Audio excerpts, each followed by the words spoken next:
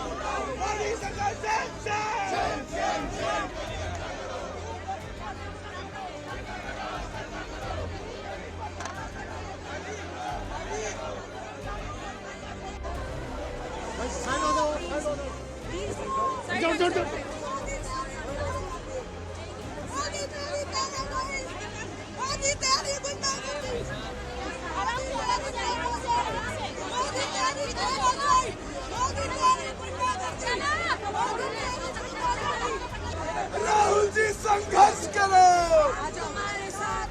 राहुल जी संघर्ष करो, राहुल जी संघर्ष करो, श्रीनिवासन संघर्ष करो, हम तुम्हारे साथ हैं, श्रीनिवासन संघर्ष करो, हम तुम्हारे साथ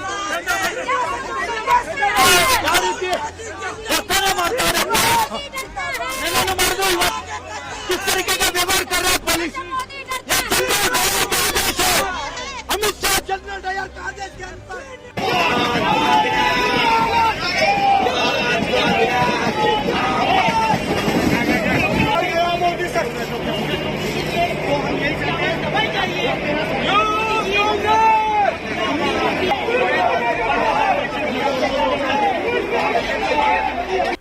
सोनिया जी को फिर बुलाने की क्या जरूरत है? राहुल जी चलो जवान है, लेकिन सोनिया जी की उम्र और जिस तरह की वो कुछ सालों से बीमार चलती आ रही हैं और किस तरह से वो पिछले 6 महीनों से हॉस्पिटल में भी दाखिल रही, कई दिन घर में भी बीमार रही। पहले ज़माने में जंगें होती थी, खुले मैदान, लेकिन दोनों तरफ से जंग लड़ने वालों को बादशाह की तरफ से हिदायत होती है, औरत पर हाथ नहीं उठाना और बीमार पर हाथ नहीं उठाना।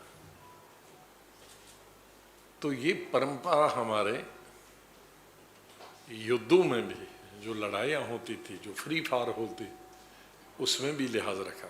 ईडी तो बार बार धमकी दे रहे, कांग्रेस को बदनाम करने की कोशिश कर रहे, हरास करने की कोशिश कर रहे। हमारे कांग्रेस प्रेसिडेंट की तबीयत ठीक नहीं है, फिर भी उनको बार बार बुलाया जा रहा है। ये जो तरीके वो लोगों ने अपना रहे हैं कि हमारे कार्यकर्ताओं को डिमोरलाइज करने के लिए कर रहे हैं। इसीलिए हम ये चाहते हैं कि ऐसे ईडी के धमकियों से या हमको बार बार बुलाने से हमारे लोग कोई डरने वाले नहीं है। सत्याग्रह नहीं है, ये असत्य के लिए आग्रह है। और सच बात तो ये है कि सत्य को ग्रहण लगाने की कोशिश है। यह विषय जो उठा रहे हैं कांग्रेस पार्टी वाले, ये न देश के लिए है आवश्यक, न ही पार्टी के लिए। ये एक परिवार को बचाने की एक कुत्सित प्रयास है और परिवार को ही बचाने का प्रयास चल रहा है। करोड़ों रुपए का घोटाला हुआ है। उस घोटाले के बारे में एजेंसीज को जवाब देना, ये उनकी आवश्यकता है और यही करने की आवश्यकता है। लेकिन यह परिवार अपने आप को देश से ऊपर, कानून से ऊपर समझता है। इसलिए इनसे कोई पूछे, हिमाकत करे कि इनसे कोई पूछे, ये इन्हें नागुजार है, यानी ये इसको एक्सेप्ट नहीं करते हैं। चोरी भी और सीना जोरी भी ये कांग्रेस से सीखा जाए, भ्रष्टाचार भी और बवाल भी। आखिरकार डर किस बात का है? अगर भ्रष्टाचार किया है तो जांच एजेंसियों का सामना भी करें, और अगर नहीं किया तो फिर डर क्यों है? आखिरकार कांग्रेस के मुख्यमंत्रियों के पास कोई काम नहीं बचा।